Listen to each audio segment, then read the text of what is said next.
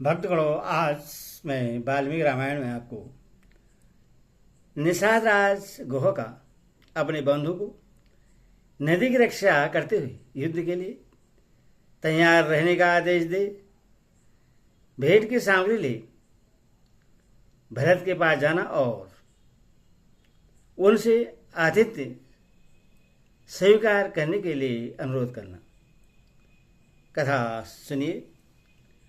उधर निषाद राज गुह ने गंगा नदी के तट पर ठहरी हुई भरत की सेना को देखकर सब ओर बैठे हुए अपने भाई बंधुओं से कहा, भाइयों, इस ओर जो यह विशाल सेना ठहरी हुई है समुद्र के समान अपार दिखाई देती है। मैं मन से बहुत सोचने पर भी इसका पार नहीं पाता हूं। निश्चय ही इसमें स्वयं दुर्बुद्धि भरत भी आया हुआ है। यह कोविधार के चिन्ह वाली विशाल ध्वजा उसी के रथ पर फहरा रही है। मैं समझता हूं कि यह अपने मंत्रियों द्वारा पहले हम लोगों को पासों से बधवाएगा अथवा हमारा वध कर डालेगा, तत्पश्चात जिन्हें पिता के राज्य से निकाल दिया है उन दशरथनंदन श्री राम को भी मार डालेगा। कैकेयी का पुत्र भरत राजा दशरथ की संपन्न एवं सुदुर्लभ राजलक्ष्मी को अकेला ही हड़प लेना चाहता है। इसीलिए वह श्री रामचंद्र जी को वन में मार डालने के लिए जा रहा है। परंतु दशरथ कुमार श्री राम मेरे स्वामी और सखा हैं, इसीलिए उनके हित की कामना रखकर तुम लोग अस्त्र शस्त्रों से सुसज्जित हो यहां गंगा के तट पर मौजूद रहो। सभी मल्लाह सेना के साथ नदी की रक्षा करते हुए गंगा के तट पर ही खड़े रहें और नाव पर रखे हुए फल फूल आदि का आहार करके ही आज की रात बिताएं। हमारे पास 500 नावें हैं, उनमें से एक एक नाव पर मल्लाही के 100 जवान युद्ध सामग्री से लैस होकर बैठे रहे। इस प्रकार गुह ने उन सबको आदेश दिया। उसने फिर कहा कि यदि यहां भरत का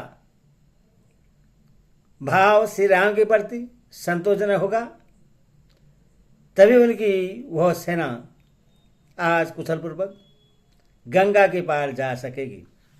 यो कहकर निषाद राज गुह मत्स्यन्नी मिश्री फल के गूदे और मधु आदि भेंट की सामग्री लेकर भरत के पास गया। उससे आते देख समयोचित कर्तव्य को समझने वाले प्रतापी सूतपुत्र सुमंत्र ने विनीत की भांति भरत से कहा, काकुस्थ कुलभूषण, वह बुढ़ा निषाद राज गुह अपने श्रेष्ठ भाई बंधु के साथ यहां निवास करता है। यह तुम्हारे बड़े भाई श्री राम का सखा है। इससे दंडकारण्य की मार्ग की विशेष जानकारी है। निश्चय ही से पता होगा कि दोनों भाई श्री राम और लक्ष्मण कहाँ हैं। अतः निषाद राज गुह यहां आकर तुमसे मिले, इसके लिए अवसर दो। सुमंत्र के मुख से यह शुभ वचन सुनकर भरत ने कहा, निषाद राज गुह मुझसे शीघ्र मिले, इसकी व्यवस्था की जाए। मिलने की अनुमति पाकर गुह अपने भाई बंधु के साथ वहां प्रसन्नतापूर्वक आया और भरत से मिलकर बड़ी नम्रता के साथ बोला, यह वन प्रदेश आपके लिए घर में लगी हुई बगीचे के समान है। आपने अपने अपने आगमन की सूचना न देकर हमें धोखे में रख दिया। हम आपके स्वागत की कोई तैयारी न कर सके। हमारे पास जो कुछ है वह सब आपकी सेवा में अर्पित है। यह निषादों का घर आपका ही है। आप यहाँ सुख रूप निवास करें। यह फल मूल आपकी सेवा में प्रस्तुत है। इसे निषाद लोग स्वयं तोड़कर लाए हैं। इनमें से कुछ फल तो अभी हरे ताजे हैं और कुछ सूख गए हैं। इनके साथ तैयार किया हुआ फल का गुदा भी है। इन सब के सिवा नाना प्रकार के दूसरे दूसरे वन पदार्थ भी हैं। इन सब को ग्रहण करें। हम आशा करते हैं कि यह सेना आज की रात यहीं ठहरेगी और हमारा दिया हुआ भोजन स्वीकार करेगी। नाना प्रकार के मनोवांछित वस्तुओं से आज हम सेना सहित आपका सत्कार करेंगे। फिर कल सवेरे आप अपने सैनिकों के साथ यहाँ से अन्यत्र जाइएगा। इतिहास श्रीमद् रामायणी वाल्मीकि आदि काव्य अयोध्या कांड